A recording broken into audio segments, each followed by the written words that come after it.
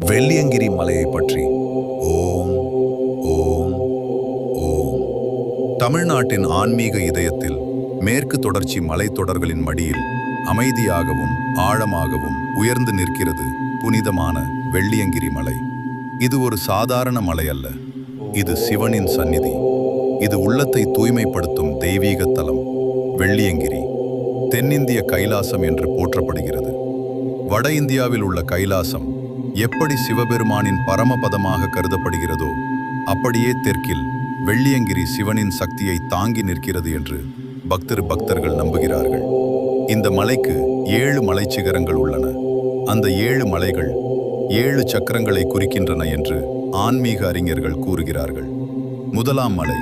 பயணம் மெதுவாக தொடங்குகிறது. மண்ணின் வாசனை, காற்றின் தழுவல், ஓம் நமச்சிவாய என்ற மந்திர ஓசை.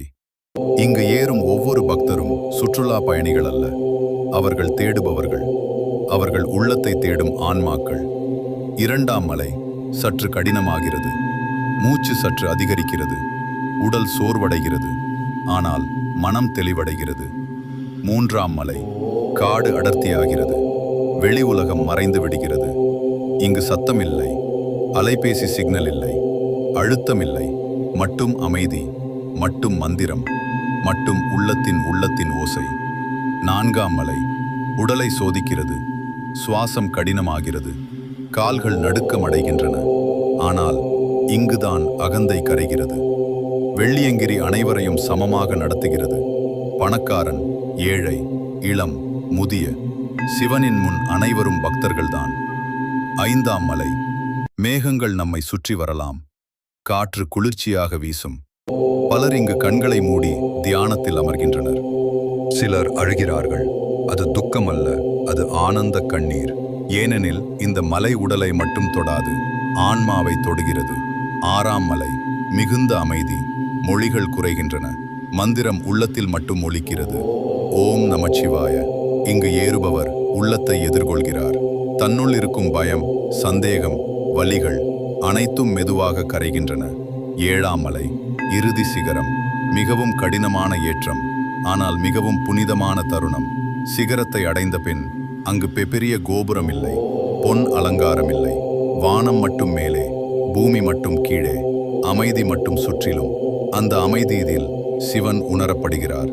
வடிவம் இல்லாமல், ஒலி இல்லாமல், ஆனால் பரிபூரணமாக. பலர் அங்கு மண்டியிட்டு நன்றி செலுத்துகிறார்கள்.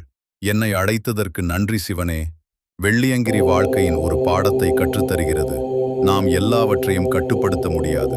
காலநிலை, சூழ்நிலை, உடல் வலிமை எதுவும் நம் கட்டுப்பாட்டில் இல்லை. ஆனால் ஒரு படி எடுத்து வைக்க முடியும். அந்த ஒரு படிதான் வாழ்க்கை.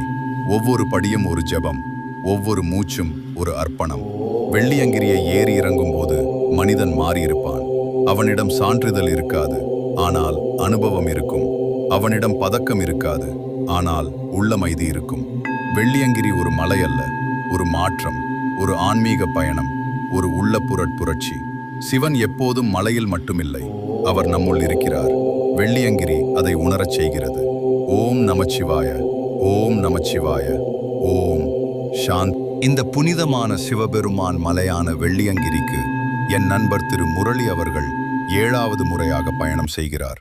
ஒவ்வொரு ஆண்டும் குறைந்தது 2 முதல் 4 பேர் வரை அவருடன் சேர்ந்து செல்கிறார்கள். அவரின் 5வது தரிசனத்தின் போது பஞ்சலிங்க தரிசனத்திற்கு நான் அவருடன் செல்லும் வாய்ப்பு கிடைத்தது. இந்த ஆண்டில் திரு யோகேஷ் மற்றும் நவீன் அவர்கள் திரு முரளி அவர்களுடன் இணைந்தனர். மிகவும் ஆன்மீக நிறைந்த அருமையான பயணம்.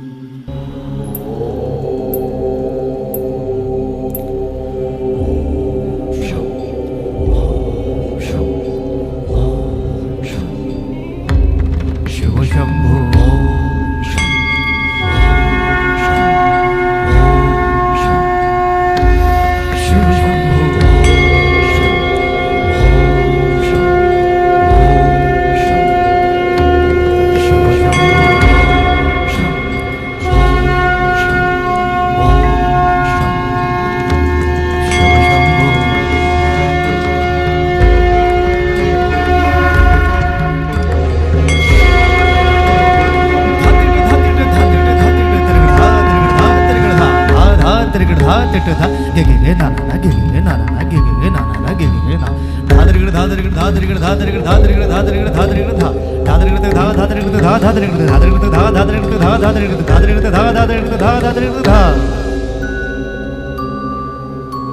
जटाटवीगलज्जल प्रवाह पावितस्थले गलेवलम्ब्य लम्बिताम्बुजङ्गतुङ्गमालिका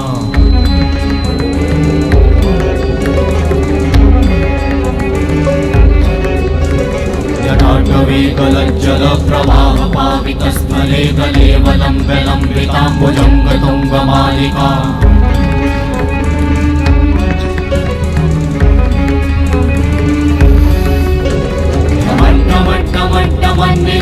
वट्टमर्वयं चकार चण्डताण्डवं तनोतु नः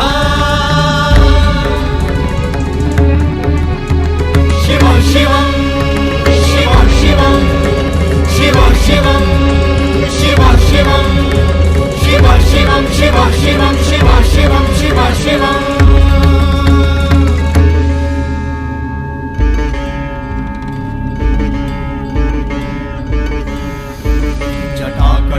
संभ्रमा भ्रमन्निलिम्प निर्झरी विलोलवीचि वल्लरी विराजमानमूर्धनि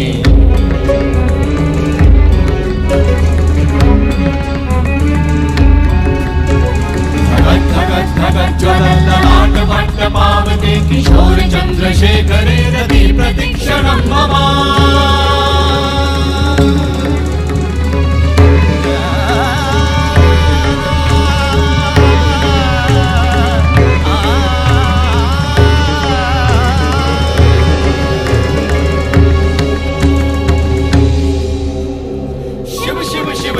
शिवम शिवम हस्त डमरु बाजे नाद नवल सृष्टि साजे दिग दिग तक दिग दिग तक दिग दिग दिग दिग दिग दिग दिग दिग दिग दिग दिग धा दिग दिग दिग धा दिग दिग तक दिग दिग दिग धा शिव शंभु कर त्रिशूल भंग करत पाप मूल विराजित है चंद्रभाल अद्भुत लोचन विशाल हे दयाल हे कृपाल अघहारी भवतारी भंडारी त्रिपुरारी कामारी विषधारी भयहारी तिट तिट तिट धाति धा त्रिगण धा घड़ान तिट गदि के न दा घड़ान तिट गदि के न धाति के न धाति के न घड़ान धात्रिगण तक धात्रिगण तक धात्रिगण तक तिट गद गदि के न धात्रिगण तक धात्रिगण तक तिट गद गदि के न धात्रिगण तक धात्रिगण तक धात्रिगण तिट गद गदि के न धा तिट गद गदि के न धा धाति धा तिट गद गदि के न धा तिट गद गदि के न धा धाति धा तिट गद गदि के न धा तिट गद गदि के न धा धा धाति धा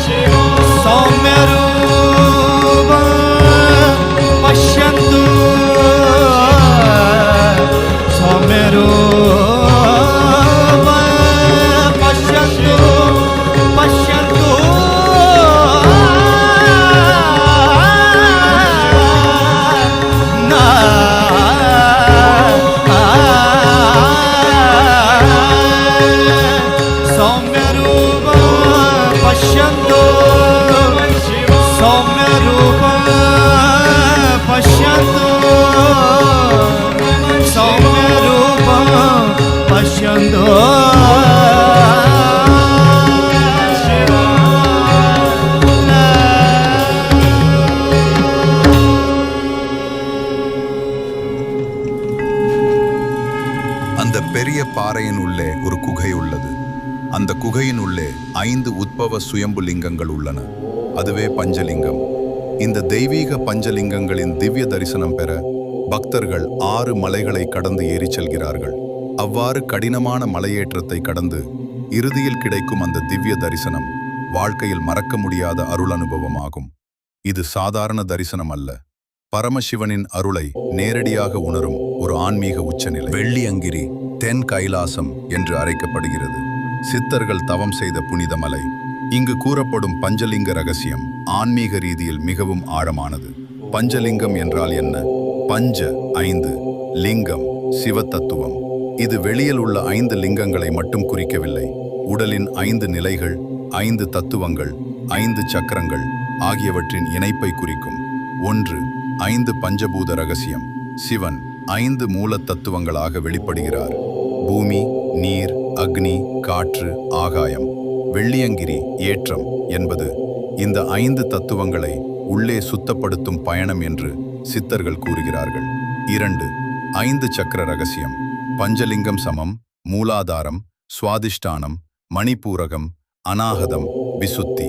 இந்த 5 சக்கரங்கள் தூய்மையாகும் போது 6வது சக்கரமான ஆக்ஞாதான சக்தியும் தூய்மை அடைகிறது. 3. 5 சக்கர ரகசியம். பிரசன்ன ரகசியம். 6வது சக்கரமான ஆக்ஞா திறக்கும், அதுவே சிவ தரிசனம். 3. சித்தர்கள் கூறும் மறைமுறை. வெள்ளியங்கிரியில் 5 முக்கிய தியான புள்ளிகள் உள்ளன என்று பரம்பரை நம்பிக்கை. அந்த இடங்களில் தியானித்தால் குண்டலினி எழுச்சி எளிதாகும். சிலர் அங்கு அதிர்வு உணர்கிறோம் என்று சொல்வது இதனால்.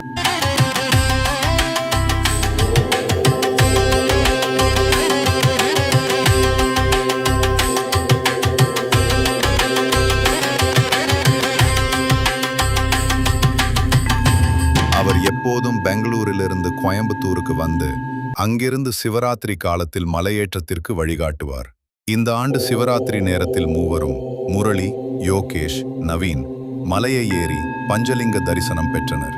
6வது மலையில் உள்ள புனித தீர்த்தத்தில் நீராடிய அனுபவம் இன்னும் என்னை ஆச்சரியப்படுத்துகிறது. இந்த முறை அவர்கள் மதிய நேரத்திலேயே 6வது மலையை அடைந்தாலும் அங்குள்ள நீர் மிகவும் குளிர்ச்சியாக இருந்தது. இருந்தாலும் மூவரும் புனித நீராடினர். வழக்கம் போல அவர்களுடைய கால்வலி, உடல் வலி அனைத்தும் நீங்கிவிட்டது. இந்த ஆண்டு 2 அதிசயங்கள் நடந்தன.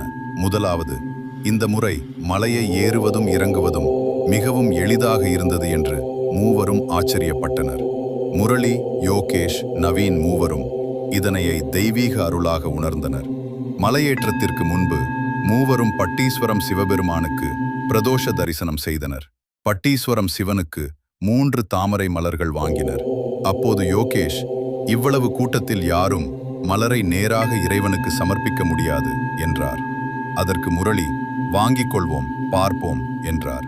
இறுதியில் அதிசயமாக யோகேஷ் அவர்களே அந்த 3 தாமரை மலர்களையும் உற்சவ மூர்த்திக்கு அலங்காரமாக சமர்ப்பிக்கும் பாக்கியம் பெற்றார். அதோடு அவர்கள் கோயிலின் உற்சவ மூர்த்தியை தூக்கிச் சுமந்து கோயிலை சுற்றி வருவதற்கும் புனித வாய்ப்பு கிடைத்தது. இந்த சம்பவம் அவர்களின் உள்ளத்தை மிகவும் ஆன்மீகமாக மாற்றியது. மலையை தரிசித்து வந்து ஒரு மாயம் போல இந்த முறை எளிதாக ஏறி இறங்கிவிட்டோம் என்று மூவரும் பகிர்ந்து கொண்டனர். இது சாதாரண பயணம் அல்ல, இது சிவனின் அருள். வெள்ளியங்கிரி மலையில் அவர் அழைத்தால் செல்ல முடியும். அவர் அருள் இருந்தால்தான் சிரமம் இல்லாமல் ஏற முடியும்.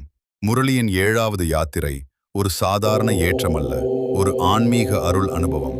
ஓம் நம சிவாய. மருதம் மரங்கள் நிறைந்த மலை என்பதால் மருதமலை என்று பெயர். பிரதான தெய்வம் முருகன், சுப்பிரமணிய சுவாமி. இங்கு முருகன் தண்டாயுதபாணி வடிவில் அருள் பாலிக்கிறார். புராண வரலாறு. இந்த மலை சித்தர்கள் தவம் செய்த இடம்.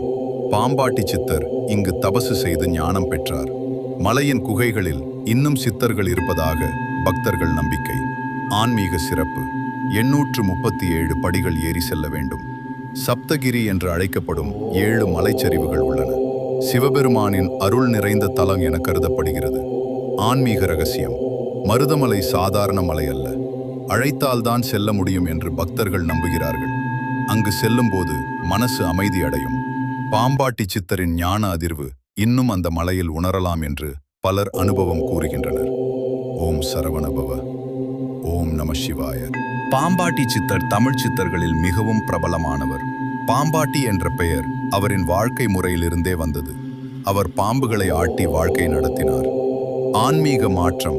ஒரு நாள் பாம்பை பிடிக்கச் சென்றபோது ஒரு மகான் அவரிடம், வெளிப்பாம்பை அடக்குவதற்கு முன் உள்ளிருக்கும் குண்டலினி பாம்பை அடக்கடக்கு என்று உபதேசம் செய்தார். அந்த வார்த்தை அவரின் வாழ்க்கையை மாற்றியது. அவர் தியானம் செய்து உள்ளுணர்வை வளர்த்து சித்தராக உயர்ந்தார். அவரின் பாடல்கள் ஆடு பாம்பே என்று தொடங்கும் பாடல்கள் மிகவும் பிரசித்தி. எளிய தமிழில் ஆழமான ஞானம் கூறியவர். மாயை மோகத்தை விட்டு ஞானம் பெற வேண்டும் என்று வலியுறுத்தினார். சமாதி அவரின் ஜீவ சமாதி மருதமலை பகுதியில் உள்ளது. பாம்பாட்டி சித்தர் பாடல்கள் வெளியில் பார்த்தால் எளிமையானவை, ஆனால் உள்ளே மிக ஆழமான குண்டலினி யோக ரகசியம் மறைந்திருக்கிறது. 1. ஆடு பாம்பே. குண்டலினி சக்தி. ஆடு பாம்பே ஆடு. இங்கே பாம்பு என்றால் வெளிப்பாம்பு இல்லை, அது நம் உடலில் இருக்கும் குண்டலினி சக்தி, முதுகுத்தண்டின் அடிப்பகுதியில் சுருண்டு கிடக்கும் சக்தி. தியானம் பிராணாயாமம் மூலம் மேலே எழுப்ப வேண்டும். சக்கரங்கள் வழியாக உயரும்போது ஞானம் வெளிப்படும். சித்தர் சொல்லுவது உள்ளிருக்கும் சக்தியை எழுப்பி சிவனுடன் ஒன்றாக வேண்டும். 2. மாயையை வெல்லும் உபதேசம். அவர் பாடல்களில் அடிக்கடி வரும் கருத்து. உடம்பு நிலையற்றது, செல்வம், உறவுகள் மாயை, ஆசை சமம், ஆன்மீக வளர்ச்சிக்கு தடையாகும். இது சித்தர் மார்க்கத்தின் அடிப்படை.